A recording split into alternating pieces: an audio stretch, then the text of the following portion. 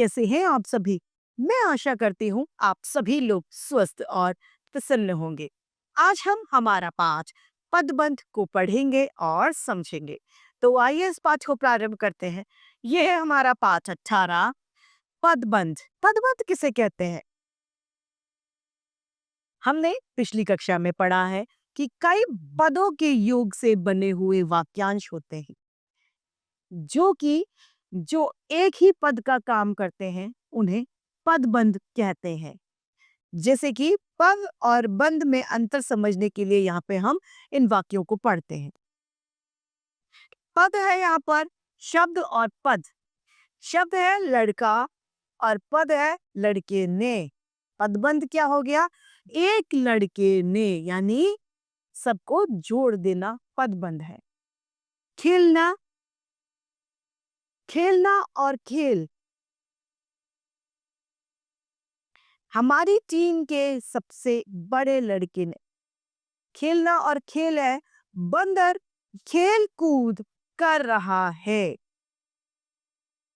या फिर बंदर खेल कूद करता है।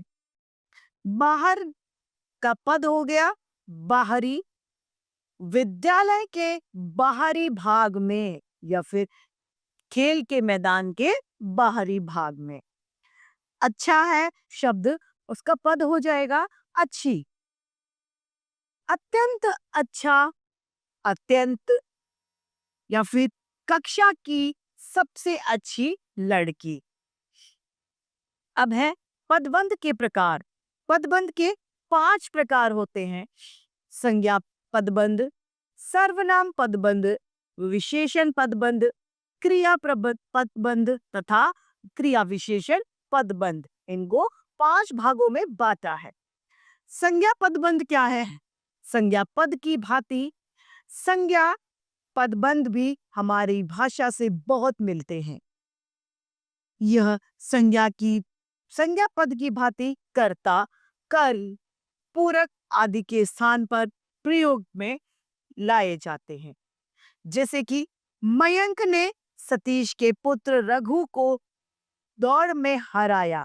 यहाँ पर सतीश के पुत्र रघु संज्ञा पदबंध कर्म कारक में है।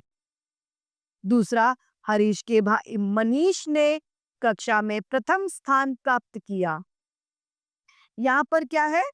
हरीश के भाई मनीष ने संज्ञा पदबंध कर्म कारक। दूसरा है हमारा सर्वनाम पदबंध। जब किसी वाक्य में कोई पदबंध सर्वनाम पद की भांति या सर्वनाम पद की भांति ही कार्य करता है तो वह सर्वनाम पदबंध कहलाता है। जैसे कि लंगड़ाता हुआ मैं किसी प्रकार घर पहुंचा। यहाँ पर लंगड़ाता हुआ मैं, यह समग्र पदबंध सर्वनाम का कार्य कर रहे हैं, अतः ये सर्वनाम पदबंध है जो सर्वनाम का कार्य कर रहा है। यहाँ पर सर्वनाम पदबंध के कुछ और उदाहरण दिए गए हैं। जो नंगा है वही वस्त्र प्राप्त करेगा। आत्मविश्वास खो चुके आप कैसे जीत पाएंगे? जिसकी हाथ में लाठी है उसी की भैंस है। विशेषण पदबंध क्या है? जब किसी वाक्य में कोई पदबंध वाक्य में प्रयुक्त किसी संज्ञा या सर्वनाम के विशेषण का कार्य करता है, तब वह विशेषण पदबंध कहलाता है। जैसे कि रोता हुआ बच्चा। बच्चा कैसा है? रोता हुआ। यहाँ पर रोता हुआ एक पदबंध है जो कि बच्चा संज्ञा की विशेषता को हमें बता रहा है। बच्चा संज्ञा है और उसकी विशेषता क्या है? वो रो रहा है। यहाँ पर विशेषण पदबंध के कुछ और उदाहरण दिए हैं। पहला है थोड़ी देर पहले आई बारात लौट गई। तो बारात की विशेषता क्या थी? वह थोड़ी देर पहले आई थी। और गिरते हुए व्यक्ति को कोई सहारा नहीं देता, तो व्यक्ति की विशेषता क्या हो गई? वह गिरता हुआ। यहाँ पर यह याद रखने योग्य बात है कि वास्तव में विशेषण पदबंध जो है वो संज्ञा या सर्वनाम पदबंध का ही उपबंध है।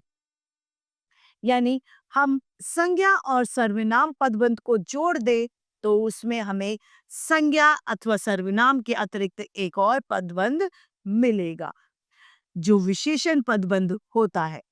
यह संज्ञा और सर्वनाम पदबंध ही एक भाग होता है। इसे समझने के लिए संज्ञा पदबंधों का यह उदाहरण हम देखते हैं। कमजोर और दृष्टिहीन बच्चा गिरकर मर गया। इस वाक्य में कमजोर, दृष्टिहीन बच्चा संज्ञा पदबंध है। अब यदि हमें हमें अगर हम इसे तोड़ दे तो कमजोर और दृष्टिहीन एक पदबंध है जो बच्चा संज्ञा की विशेषता बता रहे हैं। अतः यहाँ कमजोर और दृष्टिहीन विशेषण पदबंध है जो वास्तव में संज्ञा पदबंध का ही एक उप अंग भी है। चौथा है क्रिया पदबंध।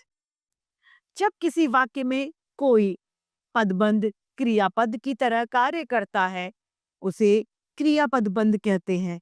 जैसे कि रेलगाड़ी दौड़ती चली गई, यहाँ पर दौड़ती चली गई एक पदबंध है जो कि किसे दिखा रहा है?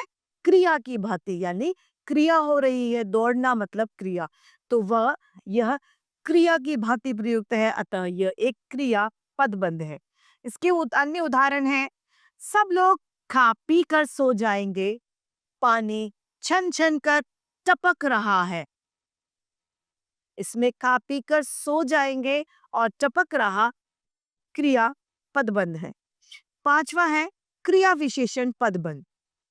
जब किसी वाक्य में कोई पदबंध संज्ञा के स्थान पर किसी क्रिया की विशेषता को बताता है उसे क्रिया विशेषण पदबंध कहा जाता है, यानी क्रिया की विशेषताओं को दर्शाते हैं।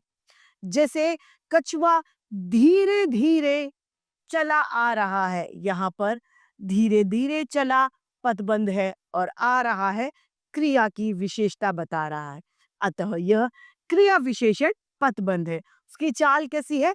धीरे धीरे क्रिया की विशेषता को वो दर्शा रहा है। मीरा राम राम भजकर दीवानी हो गई, तो राम राम भजकर वायुयान बड़ी तेज गति से गुजर गया, तो बड़ी तेज गति। तीर्थयात्री हंसते गाते चले जा रहे थे और उसने रात को पल पल जागते हुए काटा। यह विशेष बात है कि विशेषण पद की तरह ही क्रिया विशेषण पदबंध भी वास्तव में क्रिया पदबंध का ही एक उप पदबंध होता है, यानी हम क्रिया पदबंध को तोड़ दे तो हमें उनमें से एक और पदबंध भी प्राप्त होगा जो क्रिया विशेषण पदबंध कहलाएगा। इस बात को क्रिया विशेषण पदबंध की तरह उदाहरण को भली प्रकार से समझा जा सकता है। तीर्थयात्री हंसते हंसते चले जा रहे थे, यहाँ पर हंसते गाते चले जा रहे थे एक क्रिया पदबंध है। इस पदबंध को तोड़ने पर अर्थात इनमें से क्रिया को अलग करने पर हमें एक और पदबंध मिलेगा, हंसते गाते चले मिलता है, तो जा रहे थे क्रिया की विशेषता बता रहा है, अतः यह क्रिया विशेषण पदबंध है जो वास्तव में संपूर्ण क्रिया पदबंध हंसते गाते चले जा रहे थे का ही उपपदबंध है। इस तरीके से हमारा ये पाठ समाप्त होता है। मैं आशा करती हूँ आपको पाठ समझ आया होगा। अब हम इसके अभ्यास कार्य पर आते हैं। पहला, सही विकल्प पर हमें सही का चिन्ह लगाना है। कई पदों के योग से बने हुए वाक्यांशों को जो एक ही पद का काम करते हैं वे कहलाते हैं उपवाक्य।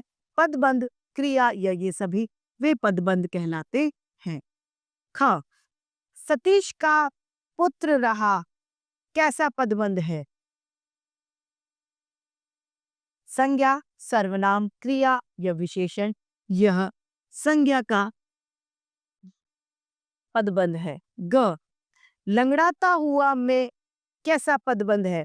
संज्ञा का, सर्वनाम का, क्रिया का यह विशेषण का, यह सर्वनाम का पदबंध है। जब किसी वाक्य में किसी पदबंध क्रियापद की भांति कार्य करता है तो उसे कहते हैं क्रियापदबंध, विशेषण पदबंध, सर्वनाम पदबंध तथा संज्ञा पदबंध उसे क्रियापदबंध कहते हैं। प्रश्न दूसरा, सही कथन पर सही और गलत के सामने हमें गलत का चिन्ह लगाना है। क, संज्ञा पद के समस्त विशेष संज्ञा पदबंध के अंतर्गत आते हैं। अनेक शब्दों का समूह पदबंध कहलाता है। अव्यय पद तो होता है किंतु पदबंध नहीं होता। क्रिया पदबंध वास्तव में क्रिया विशेषण पदबंध का ही उपपद बंधन होता है। जी। संज्ञा और सर्वनाम पदबंधन से यदि संज्ञा अथवा सर्वनाम को हटा दे तो विशेषण पदबंधन शेष बचता है। जी हाँ। प्रश्न तीसरा, रिक्त स्थानों में निम्नलिखित वाक्यों में रंगीन छपे पदबंधों के नाम लिखिए। उसका छोटा भाई शोर मचा रहा है। यह सर्वनाम पदबंध।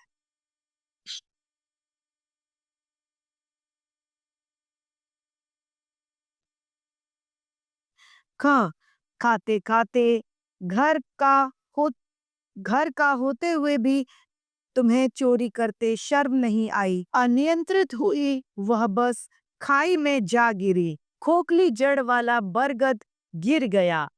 विशेषण क्रियापद।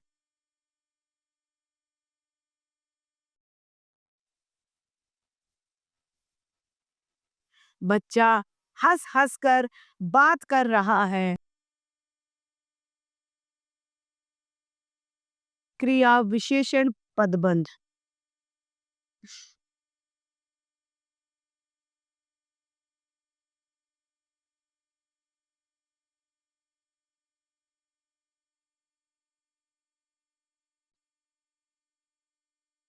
प्रश्न चौथा है हमारा, निम्नलिखित प्रश्नों के उत्तर दीजिए। पहला, पदबंध से आप क्या समझते हैं? कई पदों का योग से बने हुए वाक्यांश जो एक ही पद का काम करते हैं वे पदबंध कहलाते हैं। पदबंध कितने प्रकार के होते हैं? पदबंध 4 प्रकार के होते हैं। संज्ञा पदबंध, सर्वनाम पदबंध, क्रिया पदबंध तथा विशेषण पदबंध। सर्वनाम पदबंध को उदाहरण सहित समझाइए। जब किसी वाक्य में कोई पदबंध सर्वनाम के पद की तरह कार्य करता है तो वह सर्वनाम पदबंध कहलाता है। जैसे कि लंगड़ाता हुआ में किसी प्रकार घर पहुंचा, यह सर्वनाम पदबंध का एक उदाहरण। क्रिया विशेषण पदबंध से आप क्या समझते हैं? क्रिया विशेषण पदबंध वे होते हैं जो क्रिया की विशेषता को बताते हैं। वे क्रिया विशेषण पदबंध कहलाते हैं। जैसे कि कछुआ धीरे धीरे चला जा रहा था या चला आ रहा था, यह क्रिया विशेषण पदबंध का एक उदाहरण है। इसमें क्रिया की विशेषता को दर्शाया जा रहा है। तो इस तरीके से हमारा ये पाठ पदबंध समाप्त होता है। मैं आशा करती हूँ आप सभी को यह पाठ भली भांति रूप से समझ में आया होगा। आज के लिए इतना ही, फिर मिलते हैं। धन्यवाद।